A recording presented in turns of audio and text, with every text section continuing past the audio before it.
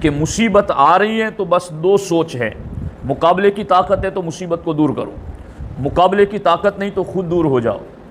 اتنی بات سمجھ لینے کے بعد اب دوسری بات میں آپ کو سمجھاتا ہوں۔ میں اللہ کے فضل سے حافظ قرآن ہوں، رات دن قرآن و سنت کو پڑھنا پڑھانا یہ میری اللہ کے فضل سے ذمہ داری ہے۔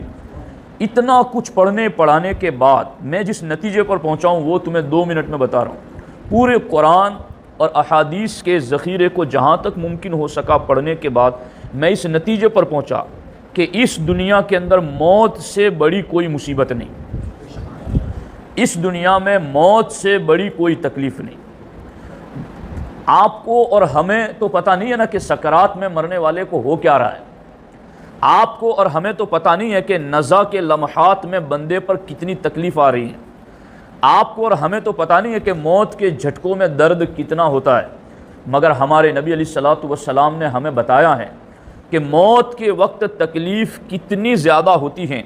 حضرت مولا علی رضی اللہ تعالیٰ عنہ فرماتے ہیں کسی زندہ انسان کو تلوار کی 300 ضربیں لگائی جائے تو اسے وہ تکلیف نہیں ہوتی جو روح نکلتے وقت ہوتی ہے۔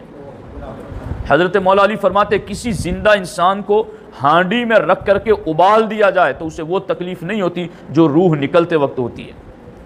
حضرت مولا علی فرماتے کسی زندہ انسان کو کینچیوں سے کاٹ کر اس کے ٹکڑے کر دیے جائے تو اسے وہ تکلیف نہیں ہوتی جو تکلیف روح نکلتے وقت ہوتی ہے۔ روایتوں میں یہاں تک آیا ہے کہ انسان کو روح نکلتے وقت جو تکلیف ہوتی ہے اس کا ایک قطرہ لوگوں پر ٹپکا دیا جائے تو سارے کے سارے ہلاک ہو جائیں۔ موت کے وقت ہمارے نبی علیہ السلام سے پوچھا گیا کہ حضور موت کے وقت کتنی تکلیف ہوتی ہے؟ سرکار نے فرمایا کہ تم نے کانٹوں والی ڈالی دیکھی؟ کہا ہاں حضور۔ کہا اگر وہ روئی کے اوپر ماری جائے تو کیا ہوگا؟ صحابہ نے کہا حضور کانٹوں والی ڈالی کو روئی پر مارا جائے تو ہر کانٹے میں روئی الجھ جائے گی۔ سرکار نے فرمایا اسی طریقے سے انسان کے ہر رگ و ریشے میں روح الجھی ہوئی ہیں، اس کو نکالتے وقت بھی مردے کو اتنی ہی زیادہ تکلیف ہوتی ہیں۔ مجھے بتاؤ کہ روح نکلتے وقت کی تکلیف کتنی زیادہ ہیں کہ 300 تلوار کی ضربوں سے بھی زیادہ، ہانڈی میں رکھ کر ابال دیے جانے سے بھی زیادہ، کینچیوں سے کاٹ کر ٹکڑے کر دیے جائیں اس سے بھی زیادہ یہ ساری تکلیفیں روح نکلتے وقت انسان کو ہوتی ہیں۔ تو ہم تو بڑی عقل مندی دکھاتے تھے جیتے جی کہ آ رہی ہے مصیبت، ڈنڈا ہے تو اس مصیبت کو دور کر دو، یا ڈنڈا ہتھیار نہیں ہے تو خود دور ہو جاؤ۔ جب یہ مصیبت کے حوالے سے ہم سب کی سوچ ہے اور دوسری بات یہ بھی کنفرم ہے کہ اس دنیا کی سب سے بڑی مصیبت موت ہے، تو کیا ہتھیار ہے تمہارے پاس موت کو دور کرنے کا؟ کیا تمہارے پاس چیزیں ہیں جن کے ذریعہ تم موت کو یہ کہو کہ ابھی مت آنا؟ رب فرماتا ہے قرآن میں اذا جاء اجلہم لا یستأخرون ساعۃ ولا یستقدمون، کہ جب ان کی موت کا وقت آ جائے گا تو ایک لمحے کے لیے آگے پیچھے نہ ہو سکے گا، ایک لمحے کے لیے بھی۔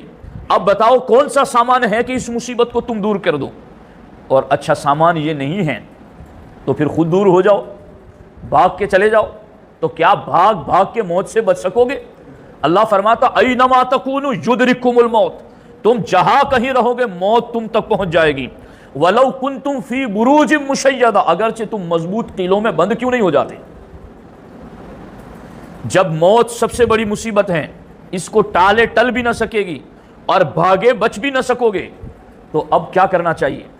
اب کرنا یہی چاہیے کہ جب ٹالے ٹل بھی نہ سکے گی، بھاگے بھاگ بھی نہ سکیں گے، تو اب ایک ہی طریقہ ہے، تیاری کرو تاکہ وقت آئے تو موت کی آنکھوں میں آنکھیں ڈال کر کے رب کی رضا کے لیے جان دینے کا حوصلہ پیدا ہو جائے۔